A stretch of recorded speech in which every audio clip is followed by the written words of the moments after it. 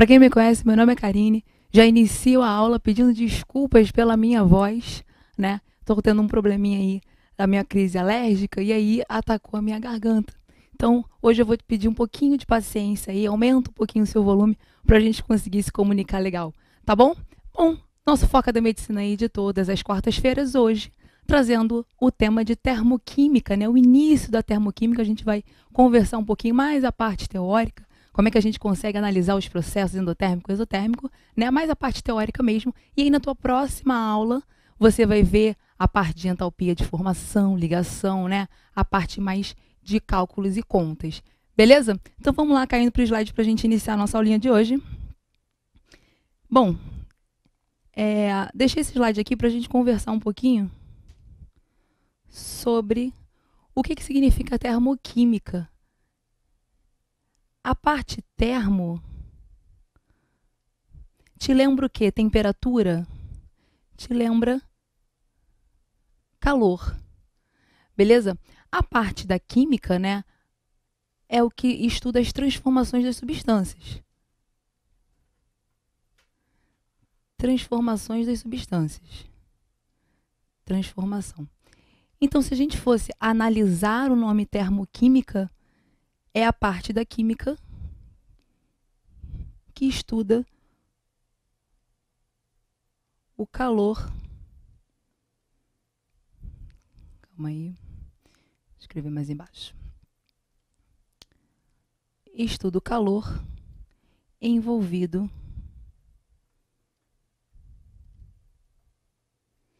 numa reação química.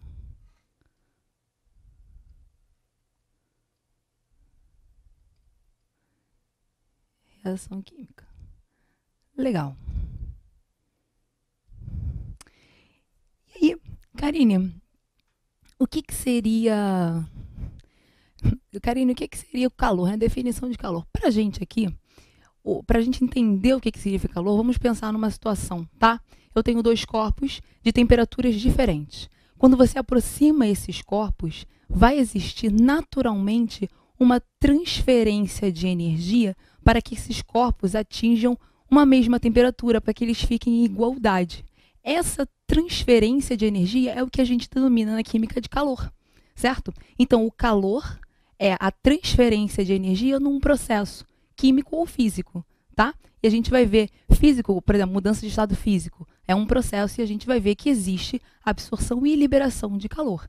Tudo bem? Então, vou escrever aqui a definição para a gente de calor. Então, voltando.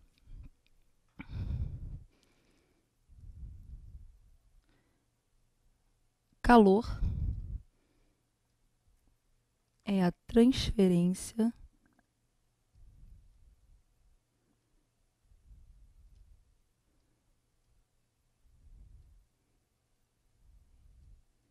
de energia em um processo.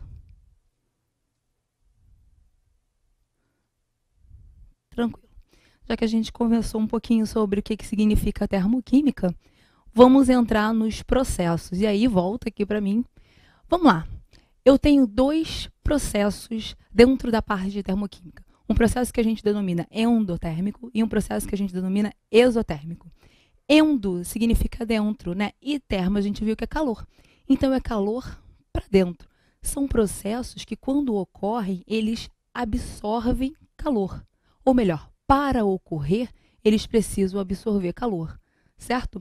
E aí, um exemplo simples, né, que inclusive vai estar no próximo slide, quando você faz o derretimento do gelo, né? Você pega o gelo e espera ele virar líquido, né? Espera ele derreter. O que está acontecendo aí, né? O gelo ele está absorvendo o calor do meio e aí, ultimamente, um outro nome que vem aparecendo aí é vizinhança, né? Ele absorve o calor da vizinhança para esquentar e derreter e virar líquido, né? Então, é uma absorção de calor, beleza? Já no processo exotérmico, quando a reação ou quando um processo ocorre, ele libera calor, né? Uma queima, por exemplo, né? Uma queima, uma combustão, é um processo exotérmico, porque existe calor saindo daquela reação ali, né? Calor sendo liberado, beleza? Então, vamos lá. Coloquei aqui para vocês. E aí, ó, Vou até escrever aqui que endro significa dentro. Calor para dentro, então é a absorção de calor, tá? Exo já significa fora. Existe uma liberação de calor. E aí, algumas coisas importantes, como sensação. Eu coloquei aqui qual seria a sensação de quando está ocorrendo um processo endotérmico, né? E aí eu já vou até dar um exemplo para você. E aí você me diz qual é a sensação, tá? Bom, quando você vai na água, água do mar, piscina, enfim, e aí você sai, quando bate um ventinho, você sente frio. Por que que você sente frio? A água que está no seu corpo rouba calor para poder evaporar. Então, qual é a sua sensação? A sensação que nós sentimos é uma sensação de resfriamento, ok? Quando tem um processo correndo próximo da gente, né, a gente consegue determinar essas sensações, certo? Então, toma cuidado, porque isso é fácil de você confundir, né? O processo endotérmico absorve calor, mas se você tiver junto com a substância que quer absorver calor, ela vai absorver calor de você. Então, a sua sensação é resfriamento, né? Outro exemplo é o álcool, por exemplo. Se você passar álcool na sua mão, você vai sentir gelado. Porque o que está acontecendo? Mais uma vez, o álcool está roubando o calor de você para poder evaporar, certo? Então, eu vou escrever aqui que a nossa sensação é uma sensação de resfriamento. Já um processo exotérmico, né? Imagina, está acontecendo uma combustão, uma queima. Se você chegar próximo disso, o que você sente? Um aquecimento. A sua sensação é de aquecimento. Por quê? Aquela reação está ocorrendo liberação de calor e aí você sente esse calor, certo? Então, uma sensação de aquecimento. Beleza? Vou escrever aqui. Resfriamento.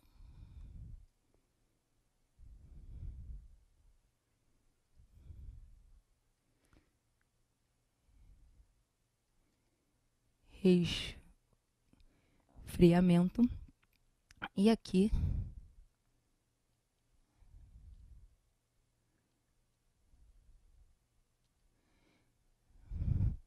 é a nossa sensação de aquecimento. Vou botar o exemplo aqui.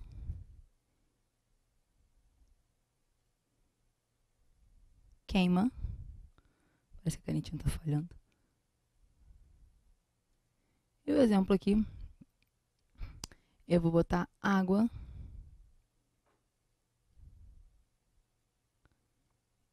evaporando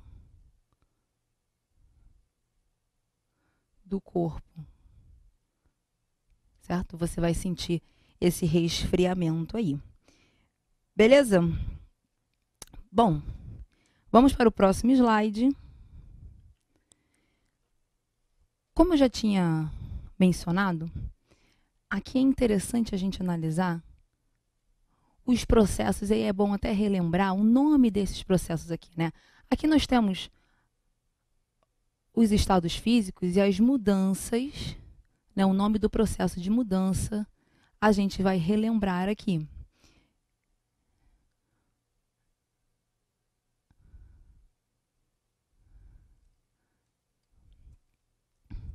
Bom,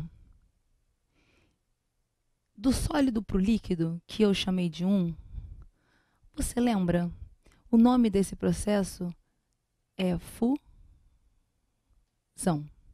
ok? Já o 2, do líquido para o gasoso, nós temos a vaporização. Sempre é bom lembrar,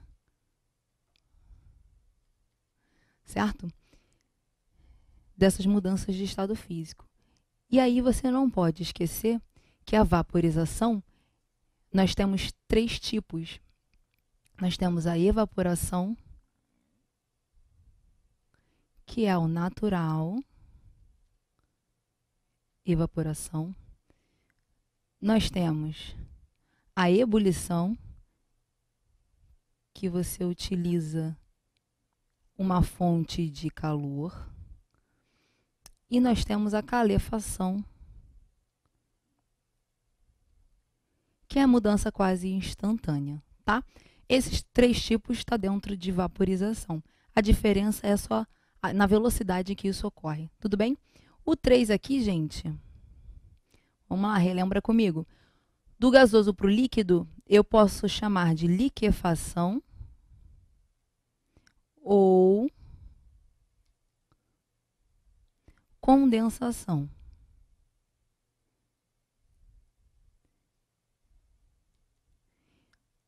O 4, do líquido para o sólido, o nome também ajuda, solidificação. Legal. Tá faltando um aqui que eu não numerei, porque essas minhas setinhas aqui eu vou escrever qual tipo de processo, tá? Então, vou botar aqui, ó, do sólido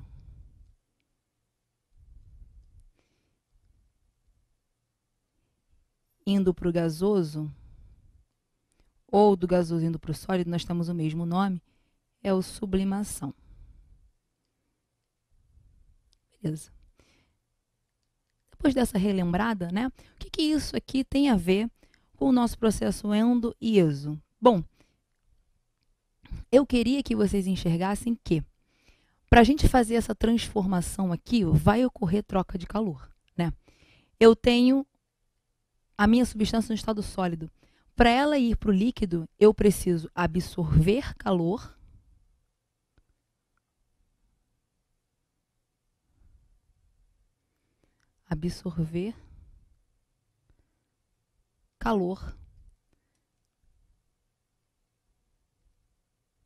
para eu conseguir mudar para o estado líquido, certo? Então, o sólido absorve calor da vizinhança para derreter, para esquentar e virar líquido. Por sua vez, o líquido faz a mesma coisa. Ele vai absorver calor também do meio para chegar no estado gasoso. Ou seja, o processo de ida, vamos falar assim, né, do sólido para o líquido e do líquido para o gasoso, são todos os processos endotérmicos.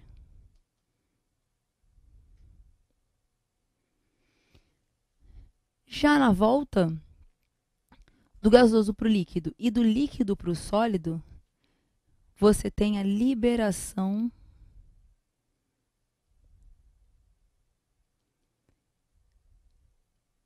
de calor. Então, são todos processos exotérmicos.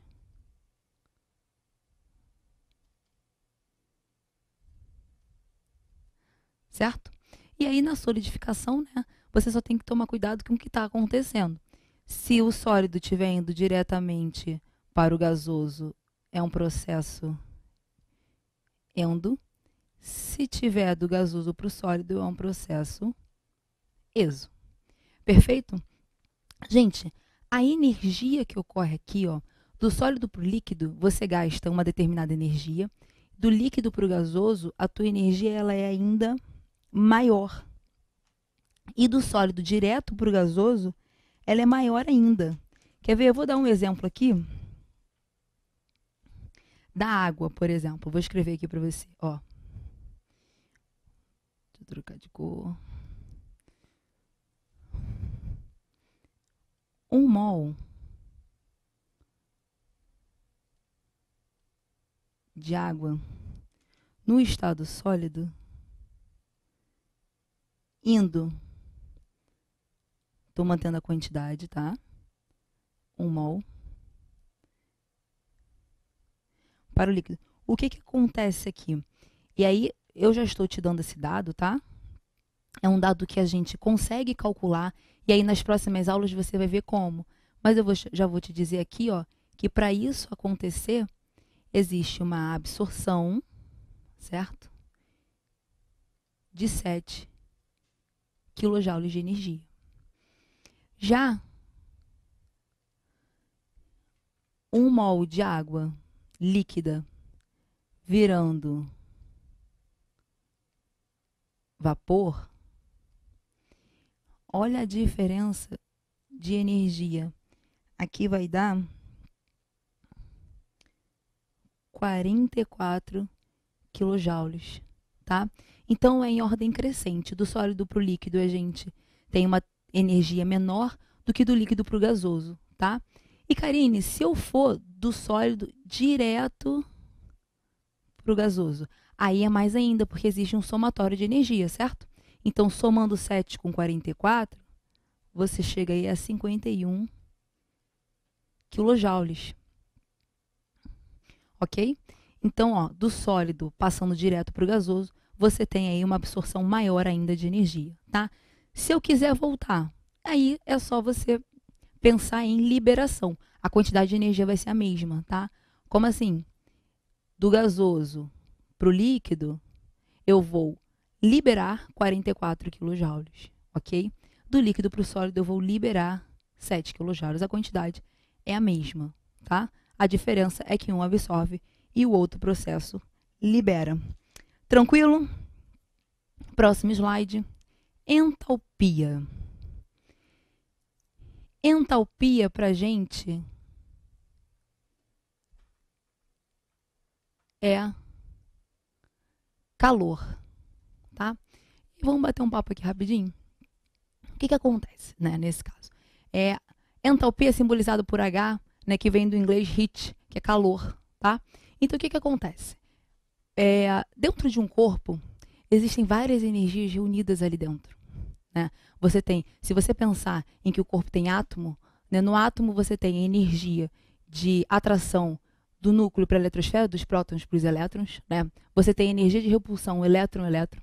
Então, você tem uma reunião de energias, né? Se você pensar se esse corpo está a uma determinada altura, você tem energia potencial. Então, nós temos um conteúdo energético dentro de cada corpo. E, infelizmente, a gente não consegue medir essa quantidade de calor de um corpo parado, certo? Dentro daquele corpo, qual é a quantidade de energia que a gente tem ali dentro, tá? A gente só consegue determinar isso, né, através de uma reação química. E a gente determina a energia do processo. É como se fosse um saldo, né, que a gente chama de ΔH. ΔH o que? É variação de energia. Qual foi a variação de energia no processo? Aí a gente consegue definir, tá? Eu vou colocar aqui a nossa definição. O que é entalpia? Entalpia é um conteúdo energético de um sistema, né? É o somatório de energias que você tem ali dentro.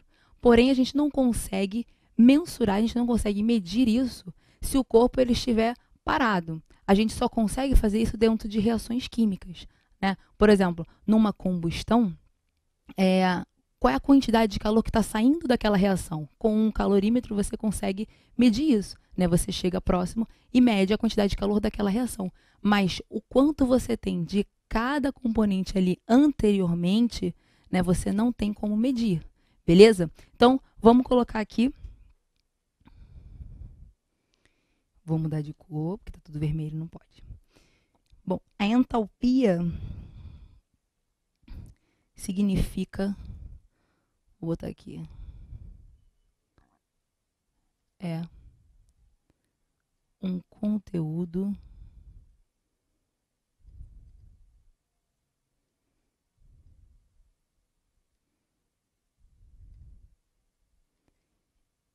energético de um sistema.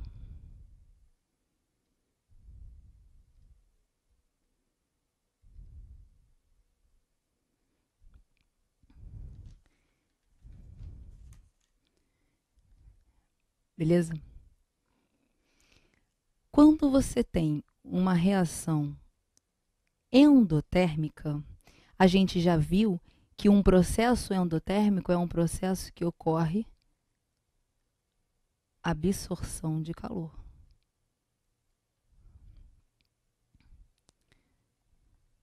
Então, quando você escreve isso dentro de uma reação química, eu coloquei aqui uma reação hipotética, né, em que eu chamei X e Y como reagente e produto, respectivamente. E aí, se nessa reação eu preciso absorver calor, eu vou colocar o calor no reagente como se fosse um participante da reação, né? Então, o X absorveu o calor para se transformar em Y, tá? E aí, como é que eu consigo determinar a quantidade de calor absorvida aqui? Bom, vamos pensar, eu vou escrever, ó, calor do reagente, entalpia do reagente, tá? Isso aqui é entalpia do produto. O que está acontecendo aqui? Vamos tentar entender. Vamos ver aqui para mim rapidinho. Nesse caso, o que aconteceu, né? X absorveu o calor da vizinhança e se transformou em Y. Esse calor que foi absorvido, ele gerou Y. Isso significa que a quantidade de calor de Y é maior que a quantidade de calor de X. Faz sentido? De novo, X é o reagente, beleza? Ele absorve energia, absorve calor do meio para se transformar em Y. Essa energia não foi dissipada, essa energia está onde? Está em Y. Então, o produto ele vai ter mais energia do que o reagente. Beleza? Então, vou escrever isso. Vou colocar um símbolo aqui. Que eu tenho a entalpia de Y, ou melhor, a entalpia do produto sendo maior que a entalpia do meu reagente. Para eu conseguir calcular esse calor aqui, tudo que é delta é variação, né? Variação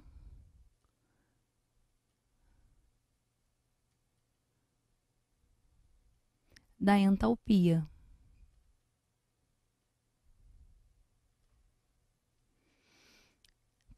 Tudo que é variação é final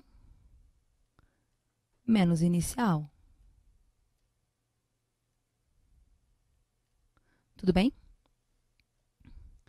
Então, eu posso dizer que, para eu calcular o meu saldo, a minha variação de entalpia para esse processo, eu vou pegar a minha entalpia do produto, que é o meu final, menos a entalpia do meu reagente. Com isso, a gente consegue deduzir que o ΔH, a variação de entalpia para um processo endotérmico, ela vai ser maior ou menor que zero? Maior, concorda? Por quê? A gente viu que a entalpia do produto ela é maior do que a entalpia do reagente, né? Se você está pegando um número maior e diminuindo de um número menor, o teu saldo é positivo. Então, ΔH positivo é sempre um processo endotérmico.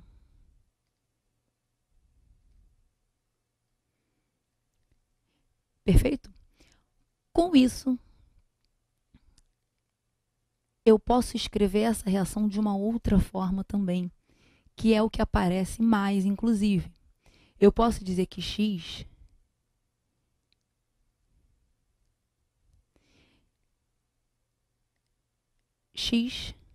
sofreu reação, se transformou em Y com o ΔH sendo maior que zero, né? E aí ele pode te quantificar isso aqui ou pedir para você calcular, beleza? Só que ele tem que te dar as entalpias de formação. Dá uma olhadinha para mim. Karine, você tinha falado que não tem como medir a entalpia de cada substância sozinha, paradinha, né? Como é que eu vou saber o valor do X e o valor do Y? Existe uma coisa que você vai ver melhor, né? Um termo na química que a gente chama entalpia de formação. O que é entalpia de formação? É entalpia, é a energia para você produzir, para você formar determinada substância, né?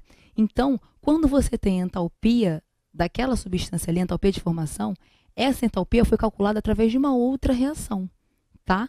Não é daquele corpo parado, quietinho, porque isso não tem como a gente quantificar, só através de reações, certo? Mas na próxima aula de termoquímica, você vai ver tudo isso com mais detalhes, né? Que você vai aprender a definição de entalpia de formação, a desligação, né? O cálculo da lei de Hess, tudo direitinho, tá? Só aqui para a gente dar uma pincelada na parte teórica mesmo. Beleza? Tranquilo? Então, vamos lá. Processo exotérmico. Olha o que acontece aí. Eu estou falando que o W está se transformando em Z mais calor. Ou seja, se eu estou produzindo calor, estou liberando. liberação de energia. Certo? Então, ó, isso que significa exotérmico. Libera calor. Se libera calor, quando você for expressar isso numa reação, o calor tem que estar no seu produto. Tudo bem? Vou chamar aqui de entalpia de R, do reagente, e entalpia do meu produto.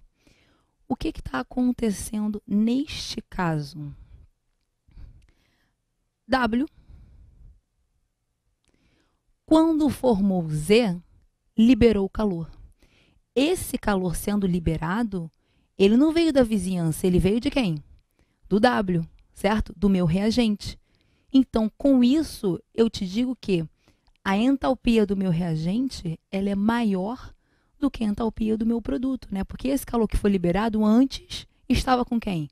Com W. Então, a entalpia do meu reagente, ela é maior do que a entalpia do meu produto. Se eu quiser calcular esse saldo de energia, né? Essa variação energética, tudo que é variação, mais uma vez, é final menos inicial. Então, aqui a gente vai fazer ΔH, mais uma vez, é produto menos reagente. Só que, nesse caso, o que vai acontecer aqui? Esse meu ΔH, ele vai ser positivo ou negativo?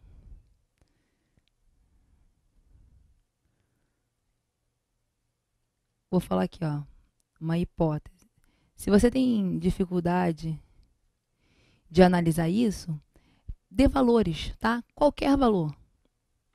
Chama R de, sei lá, 50 e produto de 10, tá? Tem que ser menor, porque a gente já viu, né? Tem que ser menor do que o reagente. Então, ó, 10 menos 50, o ΔH vai dar menos 40, ok?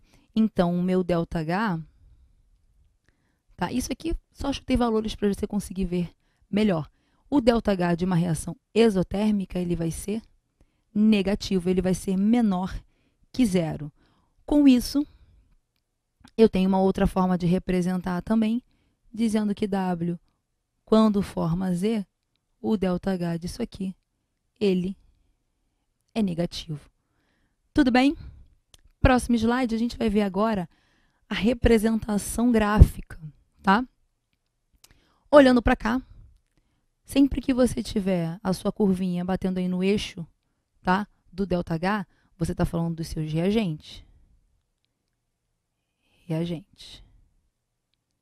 Ok? Z, então, aqui seria o seu produto. Tudo bem? Então, ó, reagente, produto. Vamos interpretar o que está acontecendo aqui. Eu iniciei com 5 kJ os meus reagentes. Ao final da minha reação, o meu produto terminou com quanto? Com 20. Você concorda que de 5 para 20 eu preciso ganhar calor? Né? Eu iniciei com 5, para chegar a 20 eu preciso absorver calor. Se eu preciso absorver calor, esse é um gráfico, fala para mim, endotérmico. Endotérmico. Perfeito? Em que o meu ΔH, ele vai ser produto menos reagente, o meu ΔH vai ser 20 menos 5. Meu ΔH, perceba que ele é positivo e a gente já sabia disso.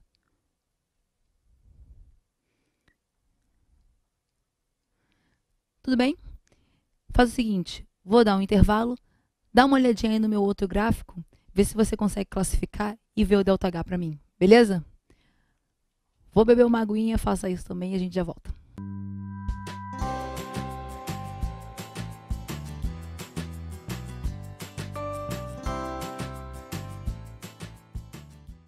Estamos de volta.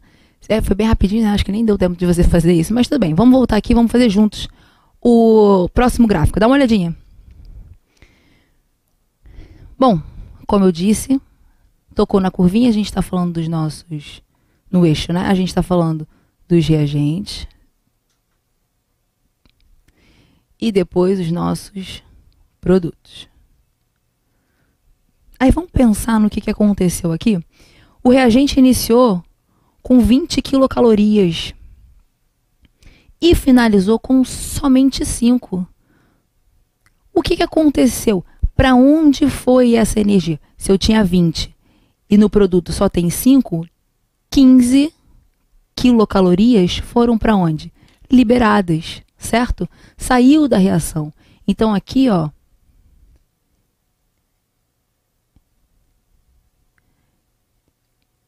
liberação de calor.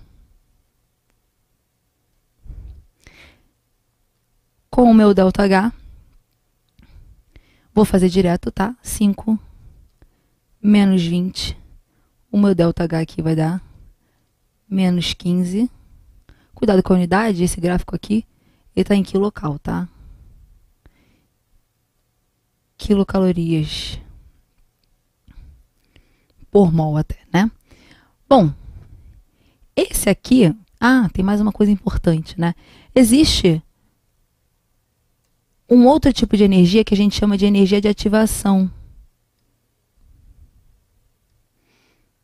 Energia de ativação, tá? Energia de ativação é a energia necessária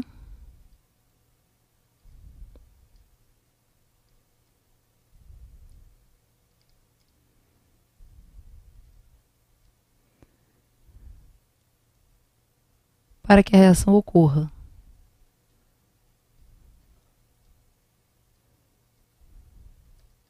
Então, a energia de ativação vai te levar ao ápice de energia do processo, tá? Que a gente chama até de complexo ativado, beleza? Isso aqui a gente vai ver melhor em cinética, quando a gente for falar sobre catalisador. Mas energia de ativação já dá pra gente ver aqui, ok? A energia de ativação ela é medida do reagente, do reagente até o pico da minha curva, tá? Então, de 5 até 50, eu digo que a minha energia de ativação para esse gráfico aqui vale 45, né? É a quantidade de energia que é sempre absorção, tá? Quantidade de energia que o reagente precisou absorver para iniciar a reação, para conseguir ser totalmente consumido. Beleza? Então, mas existe um gráfico novo agora que está caindo mais. Esse é o mais antigo, tá? Esse gráfico aqui, ele vem caindo mais nos vestibulares, ok? Bom, a ideia é a mesma. No início aqui nós temos os nossos reagentes. E aqui eu tenho o meu produto. Aí existe uma seta, né? Gente, a seta é igualzinha à seta da minha reação.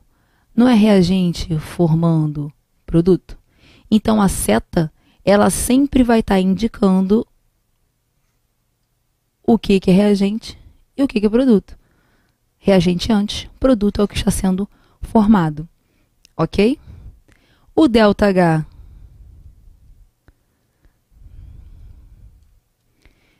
para essa reação aqui, ela vai ser menor que zero, concorda? Porque o valor do produto ele é menor do que o valor do reagente. Então, quando você for fazer o meu ΔH, produto menos reagente, ele vai dar o quê? Negativo, né? Ou então, a gente pensa da mesma forma. Eu iniciei com uma determinada quantidade de energia bem alta, né? E terminei com uma quantidade de energia baixa. Então, parte dela teve que ser liberada, tá? Então, esse é um gráfico exotérmico para você. Já aqui, ó, eu inicio os meus reagentes aqui. e o meu produto está aqui em cima. Como é que vai ser a minha seta? Sempre do reagente para o produto. Ok? Nesse caso, o meu ΔH, produto menos reagente, você tem um valor de produto maior, concorda? Então, o meu ΔH ele vai ser maior que zero. Certo? E a gente pode pensar também, né? Eu iniciei com uma energia baixa e terminei com uma energia alta. Da onde eu peguei essa energia? Eu tive que absorver da vizinhança, né? Então, a absorção, isso aqui é um gráfico endotérmico. E aí, ó, setinha para baixo. Exo. Setinha para cima. Endo aí para vocês, tá? Esse é um gráfico que vem aparecendo bastante aí para vocês. Fatores que alteram a entalpia. Isso aqui é importante, principalmente essa primeira, que trabalha com a quantidade de matéria. Como assim? Eu coloquei aqui, ó, que a energia, a quantidade de energia, ela é dada em função da quantidade de matéria. Dá uma olhadinha para cá. Eu coloquei essa... Isso aqui é uma combustão, tá? A combustão do etanol. Toda combustão é uma liberação. Uma liberação de energia, né? Se você chega próximo a uma combustão, você sente o calor emanando dela, tá? Então, o ΔH ele é negativo. E olha como é que é dado o ΔH, né? Vamos ler. Menos 1.366 kJ por mol. Ou seja, 1 mol. E aí, esse mol é de quem? Dessa substância aqui, ó. Da única substância que eu tenho mol. As outras... Tá vendo? E quando você dá um ΔH de combustão, você está falando do combustível, né? Você está falando de quem está sendo queimado. No caso aí, do etanol. Então, significa que 1 mol de etanol, quando sofre combustão, libera 1.366 kJ de energia. É isso que eu estou te falando. Tudo bem? Só que essa energia, ela pode estar associada a outras substâncias também. Como assim? Você não tem o oxigênio, o CO2 e a água no processo aqui? Então, você consegue relacionar essa quantidade de energia para essas outras substâncias. Só que não vai ser por mol. Porque, olha só, quanto de oxigênio você tem na reação? 3 mols. Então, 3 mols de O2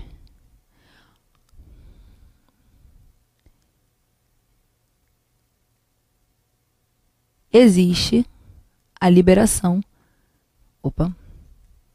Falar que libera e botar o sinal de negativo é redundante, tá? Quilojoules. Você pode colocar em função do CO2 também. Dizer que 2 mols de CO2, quando são produzidos, existe, aí eu vou poupar aqui, ó, meu trabalho, a liberação de 1.366 kJ. E ainda assim, eu posso dizer que 3 mols de água, quando formadas, libera 1.366 kJ. Eu estou colocando isso para você ter noção que essa entalpia, ela vale para todas as substâncias que estão presentes, nas suas devidas proporções.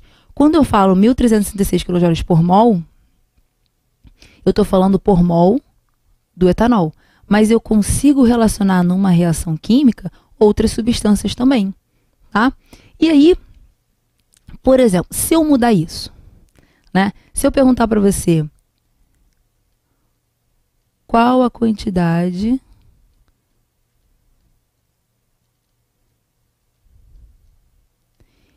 de energia para 2 mols de etanol. Perceba que eu mudei a minha quantidade. Eu agora estou trabalhando com 2 mols, ok? Se eu estou trabalhando com 2 mols, a tua entalpia ela vai modificar também. eu não dobrei a quantidade de mols do etanol, então eu vou dobrar. O meu ΔH, ele vai ser 6 e 6, 12, vai 1. Menos 2.732 quilojoules. E aí você não bota mais por mol, porque você está trabalhando agora com 2 mols, tudo bem? Então, isso aqui vai ser extremamente importante para você fazer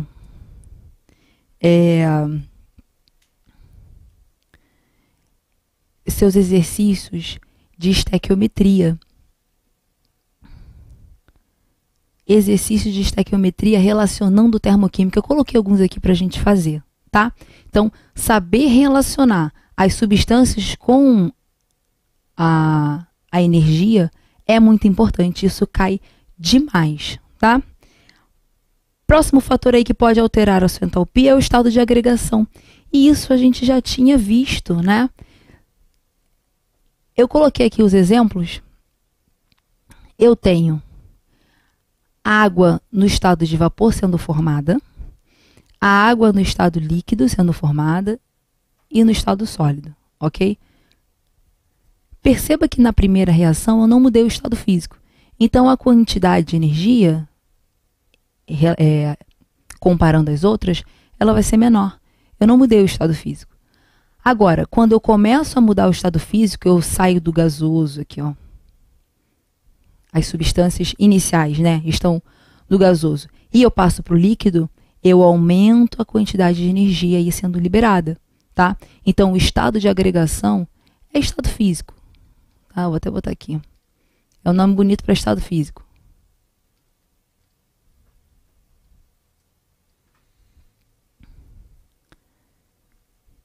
Nesse caso aqui, no terceiro, ó, eu estou saindo do gasoso e indo para o sólido, né? Aí é uma energia maior ainda sendo liberada.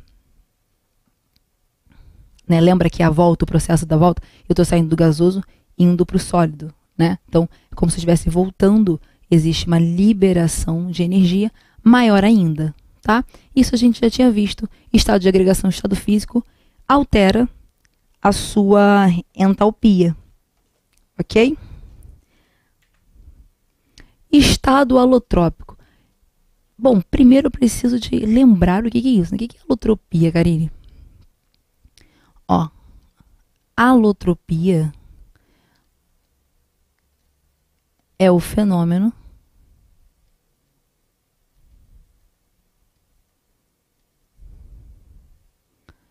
que ocorre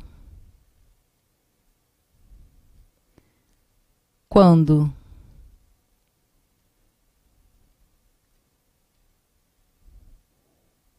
um elemento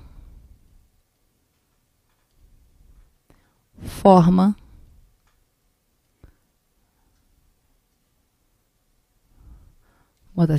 mais de uma substância simples.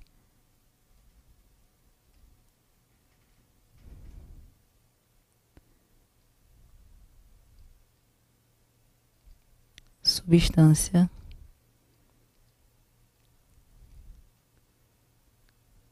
simples. Aí quer ver um exemplo aqui, ó? Tenho certeza que você já escutou falar do ozônio, né? O ozônio é uma substância simples. Karine, o que é substância simples mesmo? É aquela formada por um único elemento, certo? E que elemento é esse? É o oxigênio. Então, o elemento oxigênio, ele consegue formar duas substâncias diferentes. Ele consegue formar o gás oxigênio, que é o que a gente respira, e o gás ozônio, que é o O3. Isso é alotropia, quando um elemento consegue se transformar em duas ou mais substâncias simples, ok? A gente está falando do O2 e do O3. Duas substâncias simples formadas do mesmo elemento químico. Substâncias simples diferentes. Tudo bem? Beleza? Então, vamos lá. Aí aqui eu vou botar um exemplo para você da alotropia do nosso carbono. Você sabe que o carbono aí tem 3 tipos de alotrópico, né? Nós temos o grafite, o diamante e o fulereno. Eu vou colocar aqui a reação de combustão do grafite, carbono grafite, mais O2, formando CO2. A entalpia desse processo, né, do processo, vale menos 393 quilojoules por mol. Já o carbono diamante, quando ocorre o mesmo processo,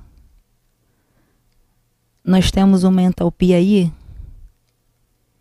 de menos 395,2 quilojoules por mol, tá? O carbono, o grafite aí, ó, ele libera uma menor quantidade, aqui, 0,3. Libera menor quantidade de energia em comparação ao diamante. Beleza? Então, o estado alotrópico, a forma alotrópica, ela modifica o ΔH, modifica a entalpia. Temperatura. Aqui eu coloquei para vocês uma reação em que eu pego o Fe2O3, reajo com o hidrogênio, formo o ferro sólido e água. A temperatura de 25 graus Celsius, eu estou liberando 35,1 quilojoules. Já a mesma reação, porém, numa temperatura mais elevada, eu levei a 85, está te liberando menos 29,7 quilojoules. Aí presta atenção. Isso aqui eu estou só te mostrando, né, como a temperatura ela influencia. Aí você deve estar pensando, Karine, eu posso dizer que isso é uma regra? Eu aumentei a temperatura e eu diminuo a energia liberada? Na verdade, não, porque existem reações e reações. Tem reações em que ela acontece numa melhor condição de uma temperatura elevada e tem reações que ocorrem em temperaturas mais baixas. Então, depende da reação, tá? Porém, uma coisa é fato. Se você muda a temperatura, você muda o grau de agitação das substâncias. Então, você muda a energia do processo. Beleza? Então, por fim, nós temos aí, ó, a pressão. Como é que a pressão vai conseguir interferir na entalpia das reações? Primeiro, quando a gente fala de pressão, a gente está falando de sistemas gasosos, beleza? E aí uma coisa importante. Vou escrever aqui, ó. Você concorda comigo que quando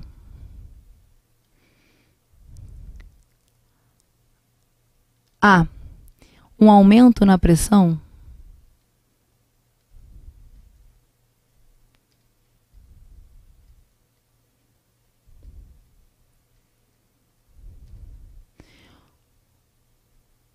você dificulta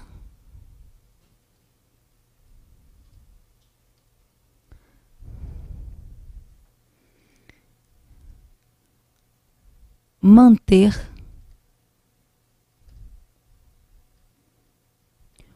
os compostos no estado gasoso.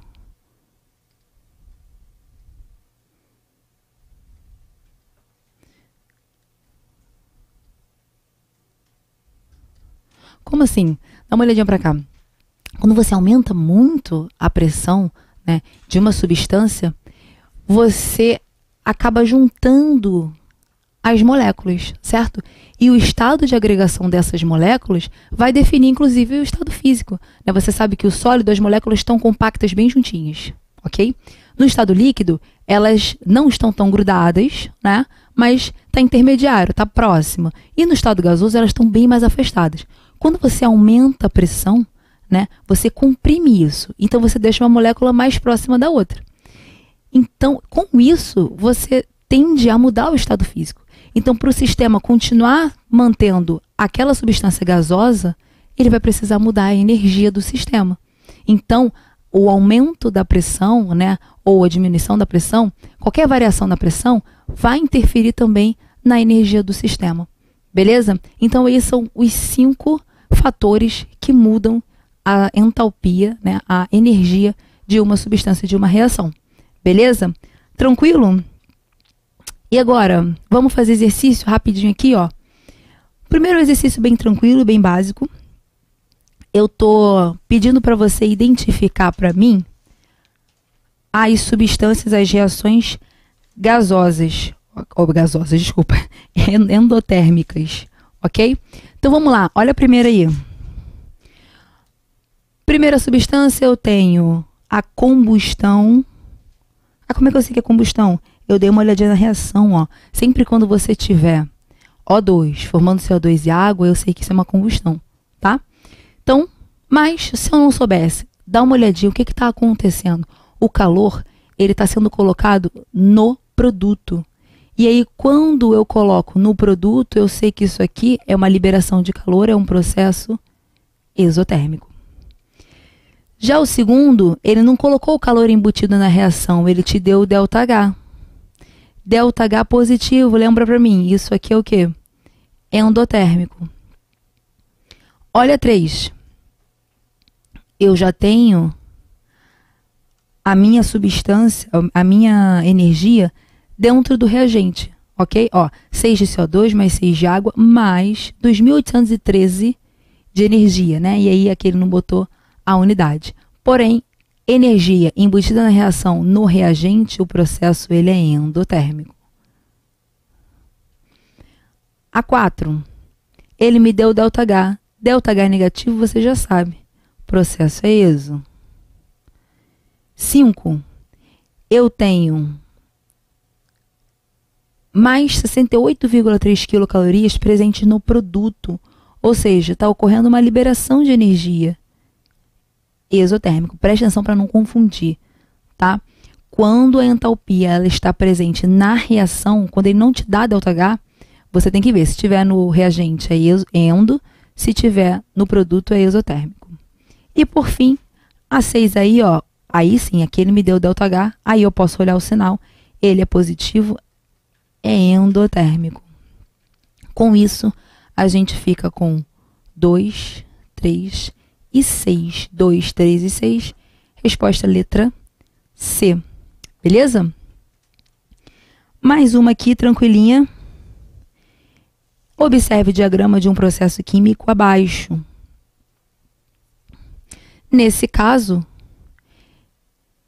ele te mostrou, e aí ele teria que mostrar para você quem é o reagente, quem é o produto, tá? Porque ele colocou o produto também coladinho no eixo aí. Então, ele era obrigado a te dizer quem é reagente, quem é produto.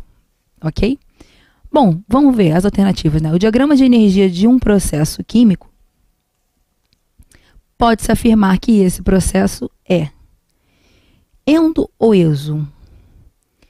Vamos calcular o ΔH? ΔH é produto menos reagente, certo? Por que eu estou calculando ΔH?